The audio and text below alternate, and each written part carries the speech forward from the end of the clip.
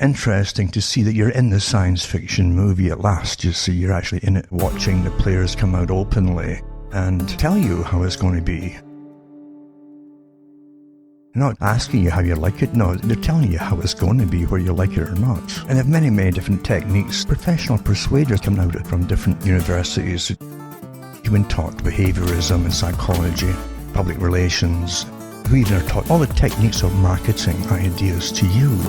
You have no idea. Years ago I talked about the language has always been used by those who understand the techniques of controlling your thoughts. And your thoughts that take through your brain all day are given to you by whatever media is present at the time. They're often used through the churches at one time, unfortunately. Town criers were used to impart information or decrees from the king. And people would prattle on about these decrees and try to discuss them and find out what they really meant and dissect them and find out what their opinion should be on it. It was much, much easier in those days to just give out. You didn't have TVs or radios, you see, or internet or anything like that. And so once the radio came along, these sciences really took off using radio as a means of persuasion through propaganda. People don't realize how far ahead it was even in the 1920s and 30s, building up to World War II as an example, and how incredibly accurate it is today. To do with the uniformity of information.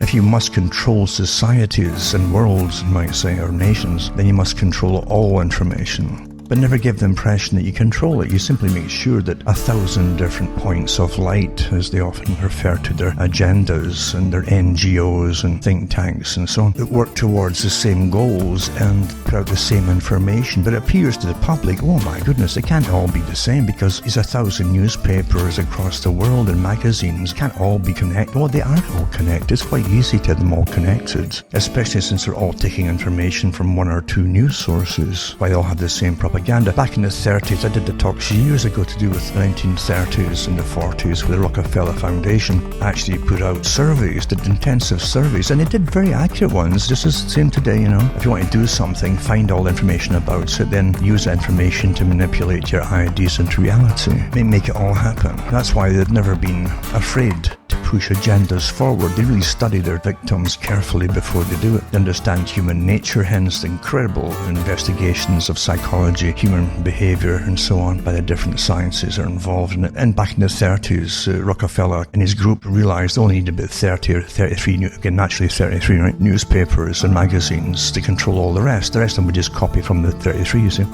And that's what we have today. But you also have maybe two real wire sources that have been popular for a long, long time. And most media, again, takes their cue from that. You even have all these comedies for many years where they would show you the same clips of a myriad of newscasters giving out the same exact spiels per night as each other without any variation at all getting it from the same sources. But to the average person, you understand most folk don't think about things much at all. They tune into their usual favourite newscaster at night on television, and it doesn't dawn on them that every other one, if they flick through the channel, is given the exact same news, all from the same source, obviously. And it is surprising. You would think most folk are like yourselves. For those who are awake, it's a shock at times when you're growing up to realise that most folk don't think or perceive things the way that you do. And it's a shock. I mean, a real shock when you realise that they've never thought about certain things at all. They've taken so much for granted. They're perfectly conditioned because of it. They haven't questioned much at all. And that's a natural way to be, actually. A really natural way to be in some sense. If you're a truly real world where you lived in a tribe of people in a village and the head villager that you elected had no more than you did in a simple tribal setting. But we're not in that setting anymore, and you have this incredible amount of persuaders at the top and the politicians, the lackeys working for the big ones above them that put them in power. The voters don't put them in power. I don't know where you get that idea from.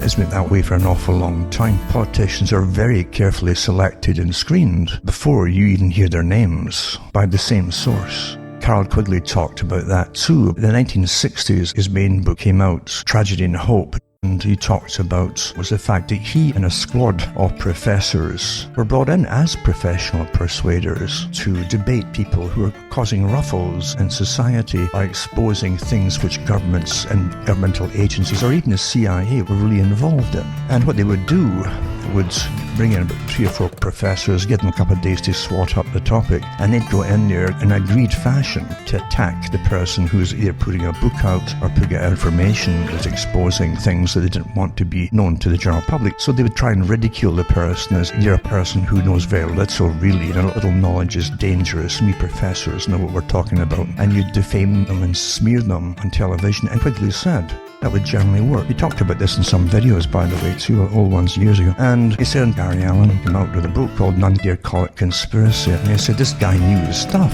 He had done his real homework. And he says we couldn't ridicule him. Now, you notice he didn't say we couldn't show that he was wrong. Their whole technique was to ridicule. And that hasn't changed in the present day. This is how it's really always been. It's actually worse today because they've churned out much, much better characters, better trained in behaviorism and psychology and special areas of psychology, working for the military. The military's heavily involved in all of this. That's why they turned them loose, using the PSYOP organizations with cyber warfare organizations. And it's been in the media, it's not my word for it, my opinion on it. I've read the articles from the mainstream on it, where they turned these characters loose on those in the internet media to attack them and defame them and do all kinds of dirty tricks, which they'd used across the world, across the Middle East and Syria and Egypt and different places over the past, and Iraq and so on. It said in the newspaper, the same organizations, military, are now being authorized to be turned loose upon the public inside their own countries. Do you realize what's going on here? And you idiots, and I have to say idiots, go out and vote all the time to keep the same system going. This is incredible. Because you have no rights, you see. You really don't have any rights at all. When your governments can collude together to change a society on behalf of bigger organizations above the governments, rather obviously so, in fact, then it truly is amazing. You have so much evidence for it that you're going to go and vote for the same characters to come in again. No. The same people who do what they're told and take all your rights away from you under the guise of COVID, into a formula from previous tabletop exercises that they had with Johns Hopkins in the past, following the exact formula of lockdown, as I say, right back to the one in 2010. Operation Lockstep. That's from the one part of a whole series of stuff put out under the Rockefeller Foundation. And in Lockstep, they said they'll keep pushing and demanding, and says that's what we'll do. See, the idea is to change society forever, a planned society. They know where they're going with all, and how to get it there, and how to cause as much damage as possible to the present cultural system. And they said they wouldn't stop until there was mass pushback from the general public. That's what they said back then. And that's what would have to come to stop this now. But even then, you can't just stop it. You've got to start taking back your rights then. If you don't do that, they've won already, you see. They've already got so far ahead with the changes, you'll accept them. So you've got to push back for all the rights that you had, including the right to work and have your own business and all the rest of it. Got to do it. Because in this new system that they're bringing you into, you won't be able to have private businesses unless you're big international corporations.